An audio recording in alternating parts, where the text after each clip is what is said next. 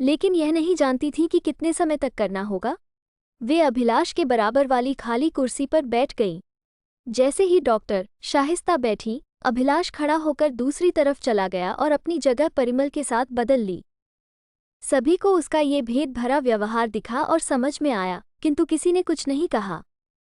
Doctor Shaista शर्मिंदा हो गई। डॉक्टर बत्रा अभी भी फोन पर बात कर रहे थे। उस डायरी में क्या है? एलएसडी ने खुले रूप से डॉक्टर शाहिस्ता के हाथ में डायरी की ओर संकेत करते हुए पूछा। मैं बस पूछताछ में होने वाली सभी सामान्य और असामान्य घटनाओं का हिसाब रख रही हूँ। बाद में जांच करने में लाभदायी साबित होता है। उद्धरण चिन्ह। डॉक्टर शाहिस्ता ने मुस्कान के साथ जवाब दिया। कौन सी सामान्य घटनाएं? परिमल ने अपने स्वाभाविक तरीके से पूछा। तुमने देखा, वो मामूली सवाल नहीं पूछता है। जब वो होश में आता है तो चिंतित होकर पूछता है कि हम कौन हैं, क्या कर रहे हैं आदि, मानो उसके मन में उसे पहले से ही पता हो कि वह एक दिन पकड़ा जाएगा। शायद उसने ये पहले भी अनुभव किया हो। शायद उसे पता हो कि हम क्या ढूंढ रहे हैं। परिमल ने प्रस्ताव रखा। इतने भाग्यशाली तो हम भी नहीं हैं कि हमें पता हो कि हम उससे क्या चाहते हैं, शाहिस्ता ने एक अप्रसन्नता वाले लहजे में कहा। और कौन से असामान्य भाव उसने व्यक्त किए हैं? परिमल ने हकलाते हुए पूछा। वो मेरे द्वारा किए गए सम्मोहन विद्या के जादू को बिना किसी पूर्व संकेत के तोड़ देता है।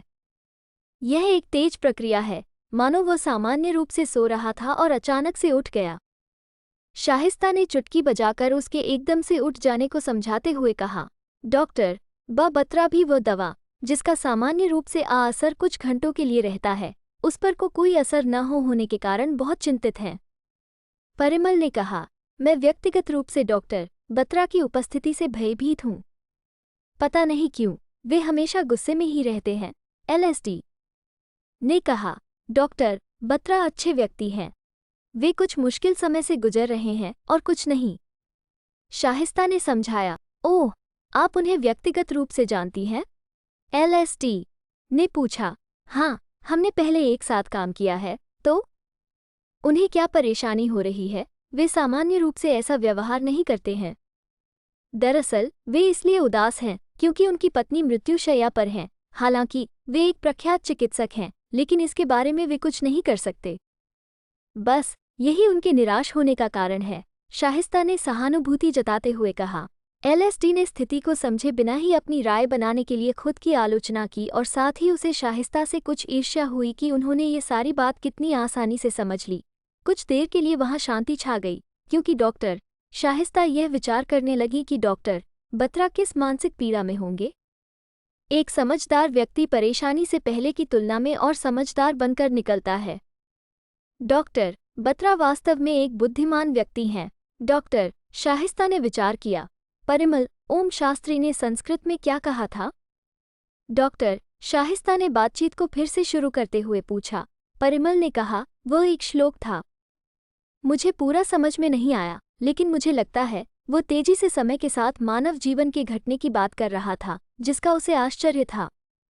जैसे उसने बोला, मैं वैसे नहीं समझ पाया, क्योंकि मुझ तक पहुंचने के लिए उसकी आवाज़ बहुत धीमी थी। यदि मुझे वह एक बार और सुनने को मिल जाए तो उसका सटीक अनुवाद मैं आपको बता दूंगा। मैं वह आसानी से कर सकती हूँ।